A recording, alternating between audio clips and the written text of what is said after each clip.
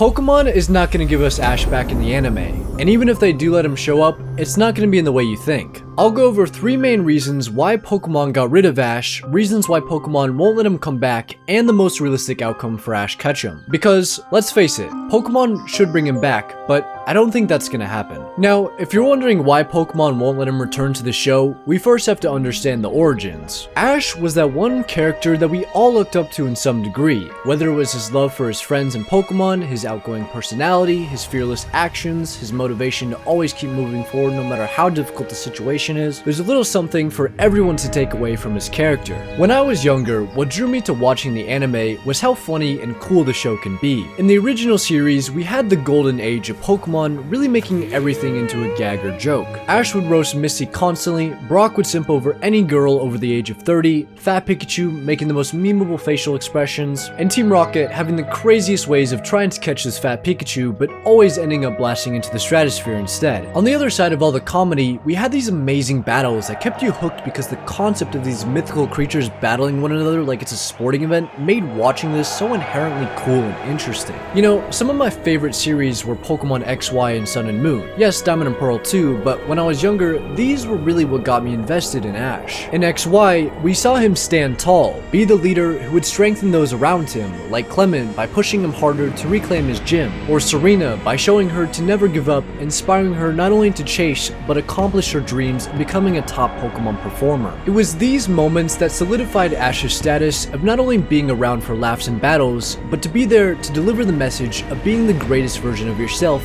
even if that means throwing yourself into a volcano. Well, maybe don't emulate that, but most of what Ash did during XY was very courageous and motivating. Then in Sun and Moon, you had the laid-back version of Ash. The Ash, after his loss against Alon, was taking his foot off the accelerator for the first time in his journey to relearn what it means to be a Pokemon master. Someone who's not only a great battler, but also who's connected with the present, with the moment. As in XY, Ash was rushing down the stairs so fast, he collapsed on the floor. In Sun and Moon, he was sailing through the waves on a Sharpedo, exploring the best possible actions to move forward. And we see that. The style of laid-back Ash is some of the best, as this is the first series he actually wins the league for the first time ever, beating not only the top trainer Gladion, but also the top Professor Kukui alongside the top Island Guardian Tapu Koko. Ash not only taught us these valuable lessons, but became, alongside Pikachu, the identity of the Pokemon anime. So when that identity eventually goes away, the Pokemon fans that grew up with him don't know what to do. Do they continue watching the new series because it says Pokemon? Or were they only watching for their favorite character who brought them all these fun experiences throughout the show? So when I say that Pokemon probably won't give us Ash back, that's gonna lead many into questioning why. Why would Pokemon not allow for their biggest fictional character who is universally recognizable to no longer be associated in their TV show? This is a question that goes deeper than just the surface level because he's been around for too long. The real question here is, why did Pokemon get rid of Ash? Why did Pokemon not want anything to do with him anymore? Well,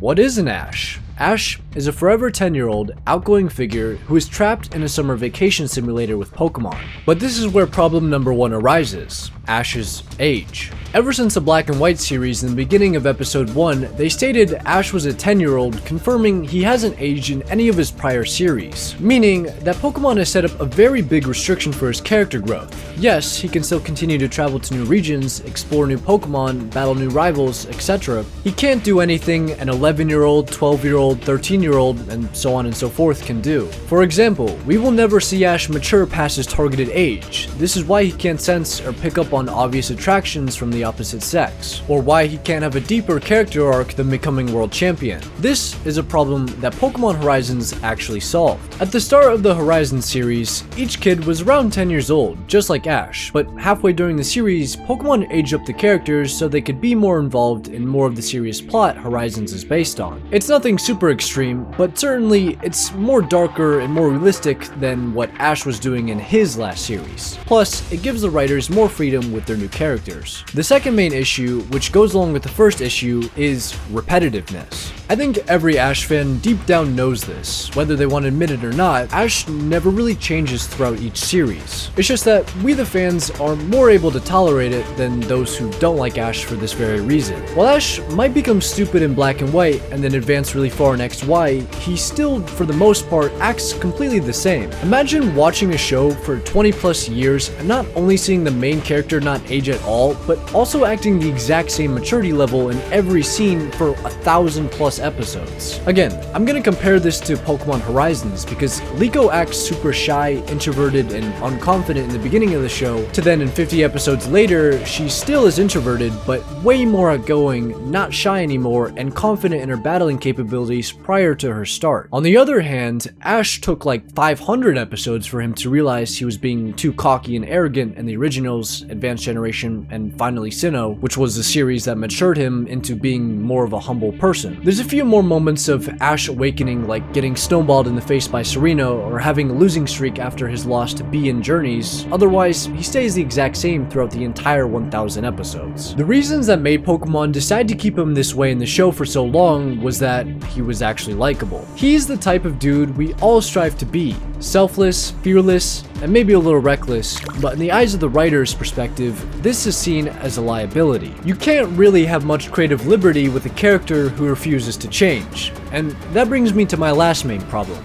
Ash is no longer suitable for the times. I think Pokemon Horizons made it very clear that they want to appeal to the newer generations by having the main character as an introverted, shy girl slowly moving out of her comfort bubble, relative to Ash's hyper-extroverted personality more suitable for the 90s when he first appeared on screen. Even one of the main characters, Dot, is a VTuber who locks herself in her bedroom all day, not really being able to show her identity or make any friends. To me, the series feels like a modern interpretation of what the Pokemon anime would be like in the present day, which that's exactly what it is. But I think the problem Pokemon had with Ash is him not being as relatable to many of the newer generations who are growing up in an online world who may not have Ash's super outgoing personality or top tier social skills. Yeah, boy. So, in order for Pokemon to better capture that audience, I think they had to ditch the Ash model for something more relatable. The writers could have done this to test out the new characters, possibly to see if people like them for being more relatable to their now younger fans. Since at the end of the day, Ash leaving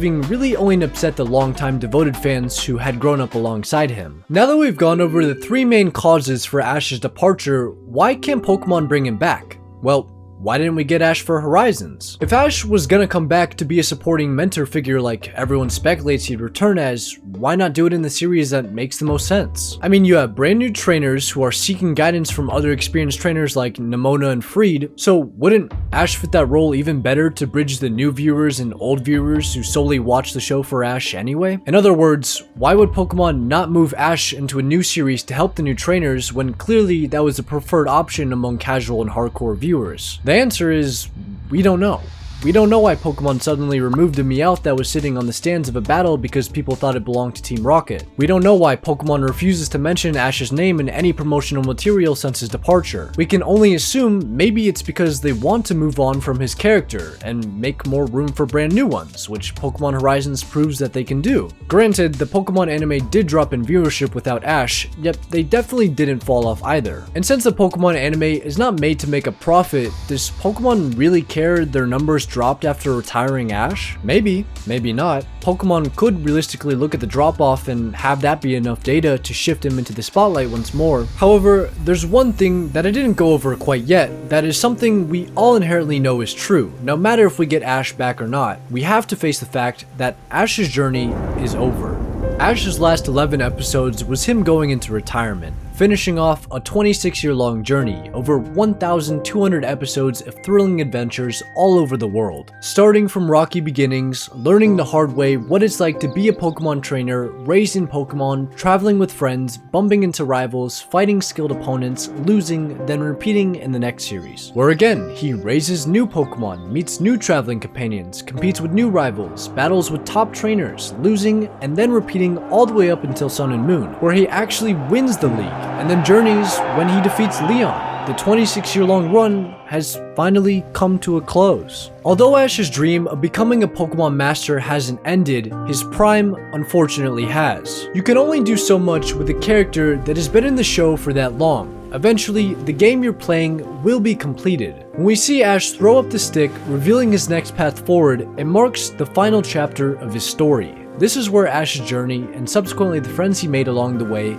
finish how they started. There will be no more watching him catch Pokemon with Pikachu, meet up with his past companions, battle for gym badges, seeing Team Rocket scheming a new plan, training his Pokemon, participating in leagues, or going back to the swamps to reclaim Gudra. Ash said he wanted to become a Pokemon Master in Episode 1. I will journey to gain the wisdom of Pokemon training, and I hereby declare to the Pokemon of the world, I will be a Pokemon Master! Pokemon Master!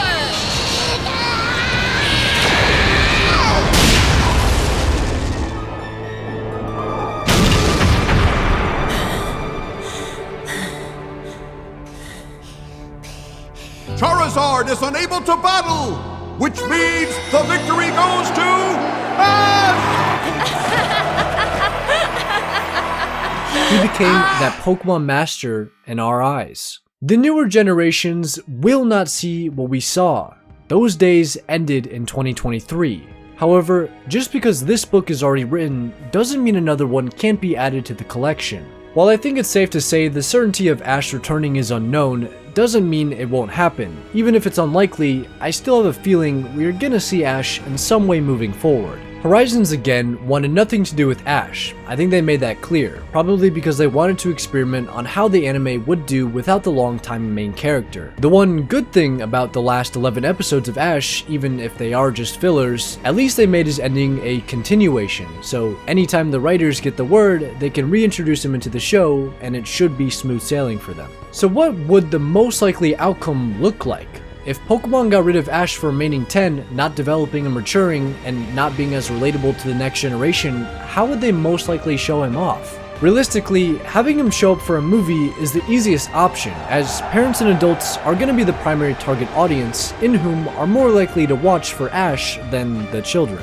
So I think it would be safe to say Ash most likely will be featured in a movie. As for the show, it's pretty uncertain. Pokemon is evolving into new areas of the anime with series like Horizons, which I think is a good thing for sure. However, I hope Pokemon realizes they don't have to be afraid of at least giving us a slice of Ash, as Ash was and still is the most popular character in Pokemon. If they're going to move forward without Ash, they will need to understand why he was so popular in the first place. That way they can replicate it with another character, which is essentially what I talk about in this video. Check it out if you want, and I'll see you guys over there. Bye bye!